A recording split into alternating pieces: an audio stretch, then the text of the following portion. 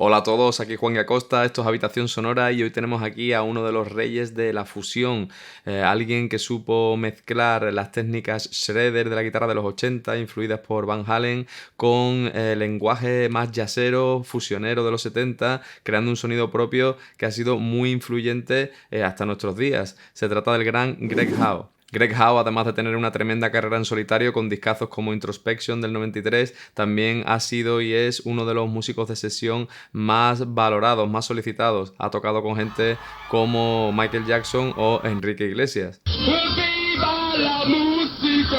Say you be mine.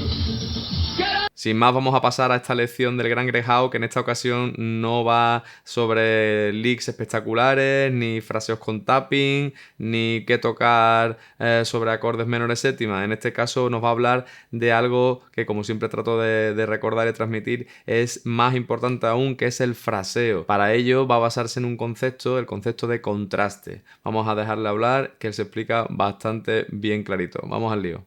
One of the issues that I'm personally often confronted with, and that I notice a lot with some other guys, especially guys who have a decent amount of technique, is that I often find myself having to be extra careful in avoiding falling into these ruts where, I'm improvising and I find myself in like autopilot mode, just kind of running through familiar shapes and familiar licks and just up and down the fretboard without really focusing that much on creating and defined ideas, which obviously is the whole point of improvisation. So when I catch myself kind of drifting into that place, I can correct it sometimes to a degree just by thinking a little bit differently.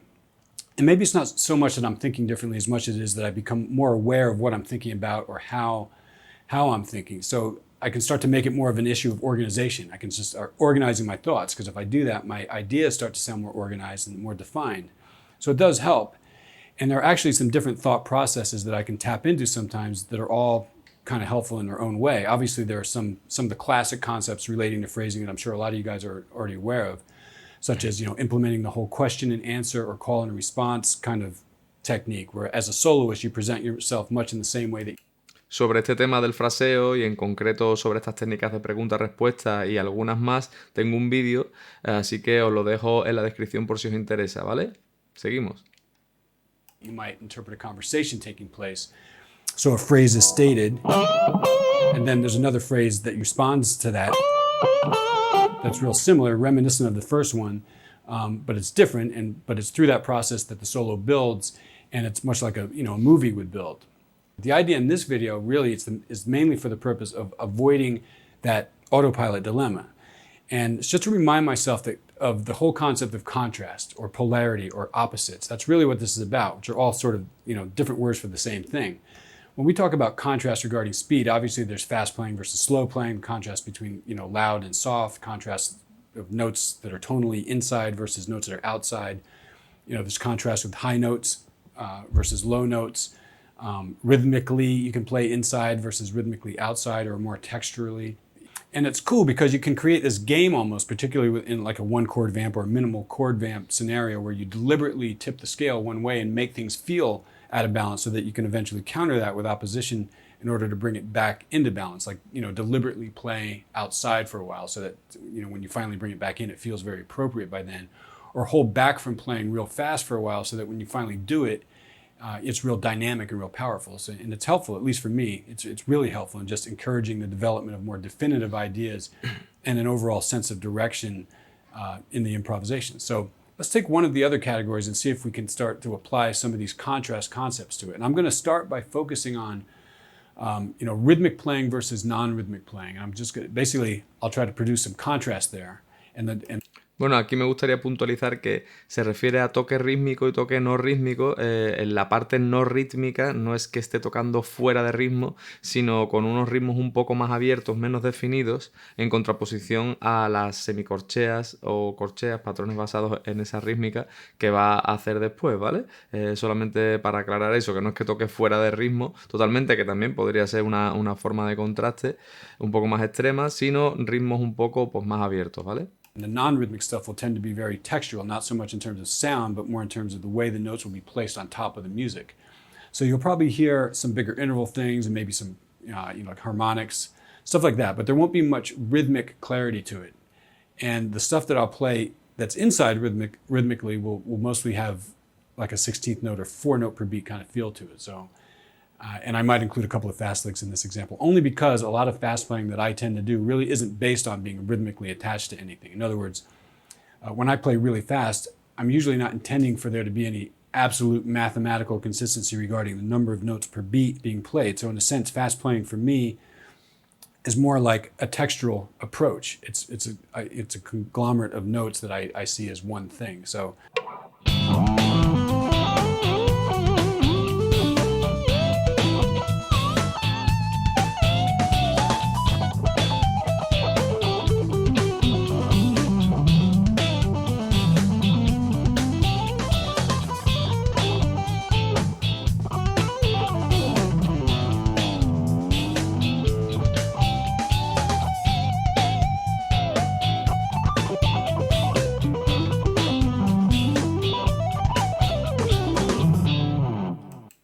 Aunque seguramente muchos de os hayáis dado cuenta cuando estaba tocando más rítmicamente, es decir, más basado en una rítmica de semicorcheas, y cuando estaba más abierto rítmicamente, él ahora mismo lo va a explicar por si a alguno no le quedó claro.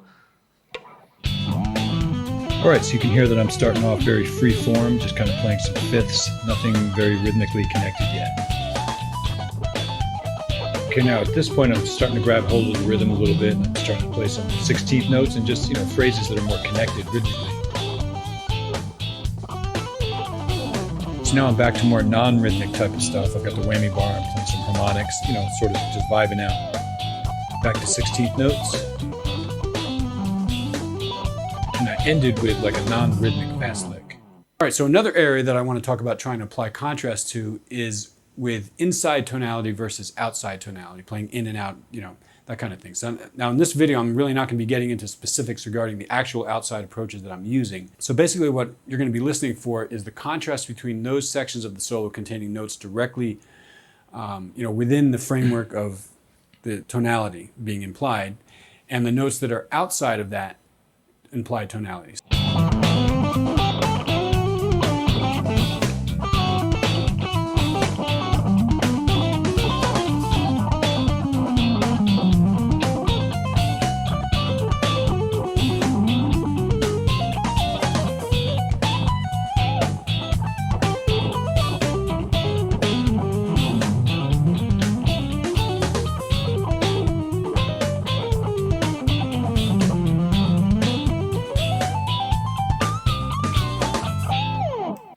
Tal como Howe acaba de decir, en este vídeo no va a tratar sobre qué técnicas utiliza o en qué piensa cuando toca fuera. Si os parece interesante que haga un vídeo sobre eso, dejádmelo en comentarios, porque sería una buena idea quizá para un próximo vídeo sobre outside playing, sobre tocar fuera, qué estrategias utilizar, ¿vale? Vamos a ver cómo explica él su propio solo. All right, so I'm starting off very much inside, just kind of highlighting the sixth a little bit, exaggerating that Dorian sound. Now I'm obviously taking it outside a little bit, create some tension. Now I'm back in. Take it out again. Right back in. So you heard me take it out midway through that motif. And still just kind of staying out a little bit. And now I'm starting to bring it back in for the ending.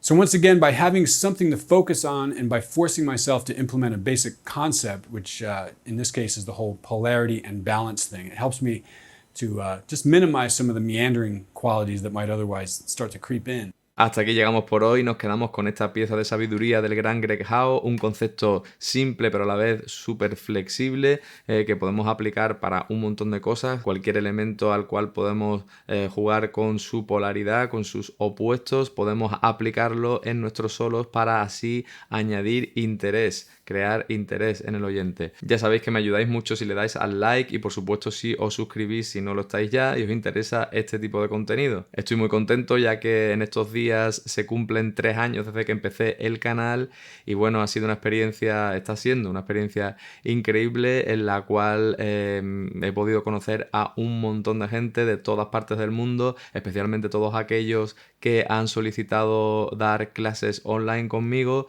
y bueno, pues tengo actualmente alumnos y alumnas desde el norte de Europa, Centroamérica, Estados Unidos y todas las partes de aquí, mi país, España. Nunca pensé que pudiera llegar tan lejos gracias a estos vídeos, lejos en el sentido de conocer a tanta gente y de tener una experiencia tan enriquecedora. También puedo deciros que ya se han vendido cientos de copias en PDF digitales de mi manual Estrategias para la práctica, técnica y creatividad en la guitarra, que lo podéis adquirir por tan solo 3 euros poniéndoos en contacto conmigo. Un manual del cual también he recibido un feedback muy positivo y estoy muy contento con que pueda aportaros. Y sin más me despido, un abrazo a todos y a todas y hasta la próxima.